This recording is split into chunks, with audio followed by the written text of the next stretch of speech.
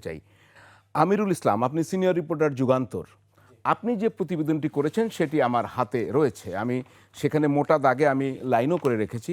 একটি বলেছেন যে গত বছর ৯-১০ সেপ্টেম্বর ৫৩ জেলায় যে জেলা প্রশাসক নিয়োগ হয় সেটি সংক্রান্ত যে তিনি এই তদবির বাণিজ্য করেছেন, এবং আপনি অনেকের নাম উল্লেখ করেছেন, বিভিন্ন কক্ষে তার আনাগোনা উল্লেখ করেছেন। আরেকটি বলেছেন যে ৪০০ কোটি টাকার যে টেন্ডার সেখানে কমিশন নেয়ার অভিযোগ।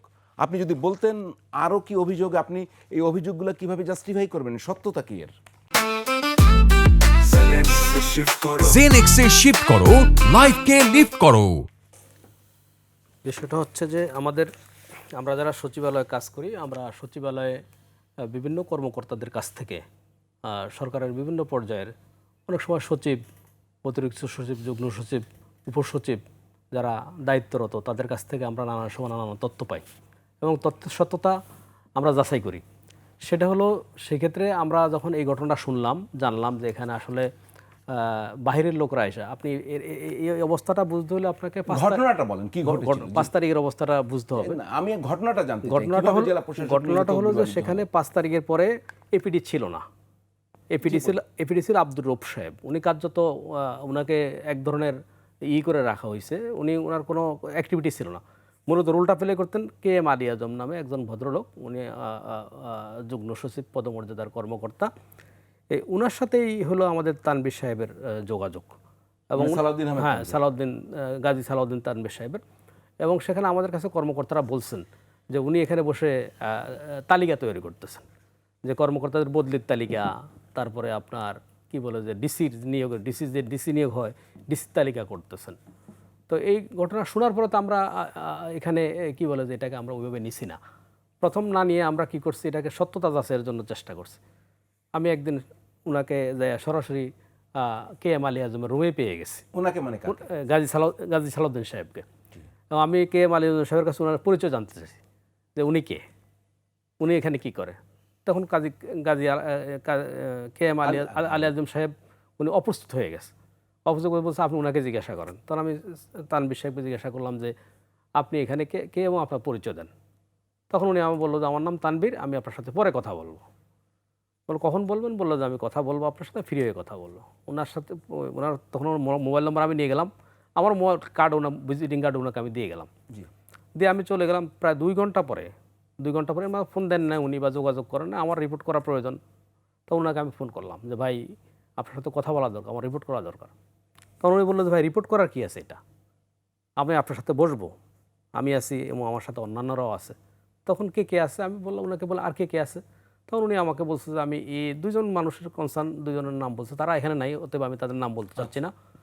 তো তাদের সম্মতি ভিত্তিতে আমি এখানে এসেছি, এবং আমাদের এখানে কোন কর্মকর্তা কোথায় নিয়োগ পাবে না পাবে, এখানে যারা ফেসিবাদের দোসর তারা যেন গুরুত্বপূর্ণ কোনো পদে না থাকে সেটা দেখার দায়িত্ব আমাদের আছে। তার মানে আপনারা ছাত্র মানুষ, আপনাদের যদি কোনো কথা বলার থাকে, উপদেষ্টা পরিষদে আপনাদের 2 জন সদস্য আছে, নাহিদ ইসলাম এবং আমাদের আসিফ মাহমুদ সজীব ভূঁইয়া। তো ওনারাই তো দেখবেন আপনাকে এখানে পাঠানোর কী প্রয়োজন। তখন উনি বললেন যে না, আসলে আমাকে এটার দায়িত্ব দেওয়া হয়েছে। তো এরপরেই পরবর্তী যে ঘটনাটা ঘটছে যে তার এর একদিন আগে আপনার 35 জন ডিসির অর্ডার হয়ে গেছে।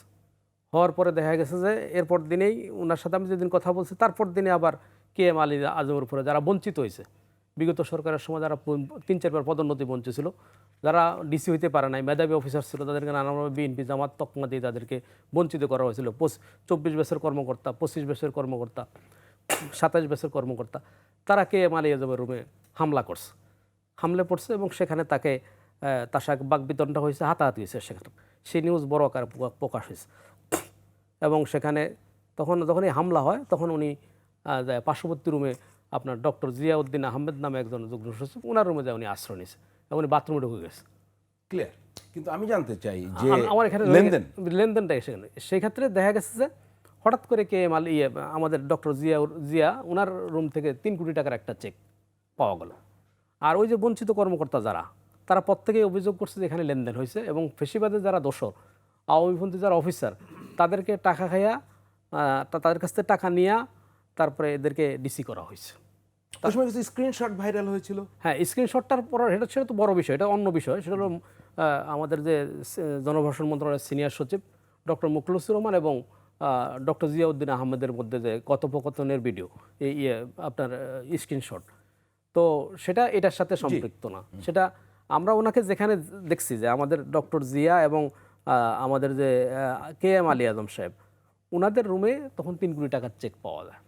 জি, তখন 3 দিনে একটা তদন্ত কমিটি, ওই যে অফিসারদের সবার যে বক্তব্য, ওনার উপস্থিতি এবং আপনার যে ও কয়দিন দেখেছেন ওনাকে উনি সচিবালয়ে? আমি ওনাকে 3 দিন দেখছি, তার মধ্যে একদিন ওনাকে ফিজিক্যালি যে আমি ওখানে করতে পারছি, এর আগে 2 দিনে ওনাকে আপনি ধারণা করতে পারেন এর কত লেনদেন হয়েছে? কথাবার্তা তো বলেছেন অনেকের সঙ্গে, আপনার অভিযোগে আপনি এটা হচ্ছে যে আমাকে একজন অফিসার বলছে এটা ওনার এই নিয়োগের বিষয় না, এটা জেলা বুঝে। যেমন কক্সবাজারের ডিসি, জি, এটা অনেক টাকা, ধরেন 5 কোটি টাকার লেনদেন হয় এগুলাতে। আচ্ছা, এগুলো ঠিকাদাররা নিয়োগ দেয়, এগুলো হচ্ছে তৎকালীন সময়ে বিগত সরকারের সময় ঠিকাদাররা নিয়োগ দিত। তো এখন এখানে কত কোটি টাকার লেনদেন হচ্ছে এক্সাক্ট এটার কোনো ফিগার আমরা পাইনি বা এরকম, মানে যে আমাদেরকে কিন্তু জানার চেষ্টা করবেন এরপরে? হ্যাঁ, আমরা তো অনুসন্ধান চালিয়ে যাচ্ছেন? আমাদের অনুসন্ধানে অবশ্যই আছে, আমরা তো অনুসন্ধান করবেই।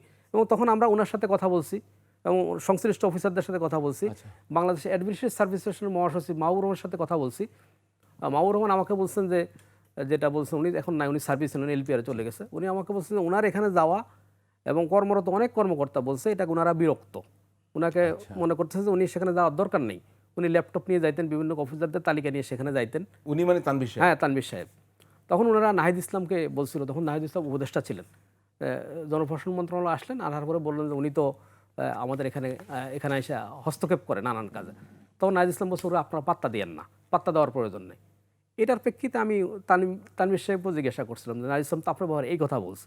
তখন উনি আমাকে রিপ্লাই দিল যে ভাই, ওনারা তো উপদেষ্টা হয়ে গেছে, আমরা তো এখন উপদেষ্টা হইতে পারিনি, আমাদের মধ্যে একটু দূরত্ব আছে, এই কথাটা উনি আমাকে